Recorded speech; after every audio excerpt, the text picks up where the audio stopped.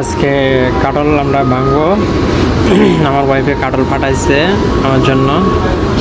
তো আমি আছি সৌদি আরব, আমি সৌদি আরব প্রবাসী। তো কাটলটা পাকছে 2 দিন রাখার পরে, এরপর কাটলটা পাকছে।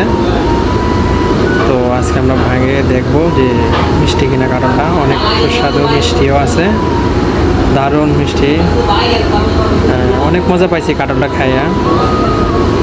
তো আমরা অনেক এনজয় করছি কাটলটা খাওয়ার সময়, কারণ অনেক সুস্বাদু খাবার। কাটলটা আমরা অনেক দিন পরে খাইছি, কারণ পাই নাই এর আগে কাটল। আমি 8 বছর ধরে আমি বিদেশ করি। 8 বছরের ভিতরে মনে হয় 2বার খাওয়া হয়েছে আমার কাটল। তো কাটলটা অনেক ভালো ছিল। মানে আমার এক এলাকা থেকে একজন লোক আসছিল, আমার এক ভাই, তো সাথে করে নিয়ে আসছিল। তো অনেক এনজয় করলাম।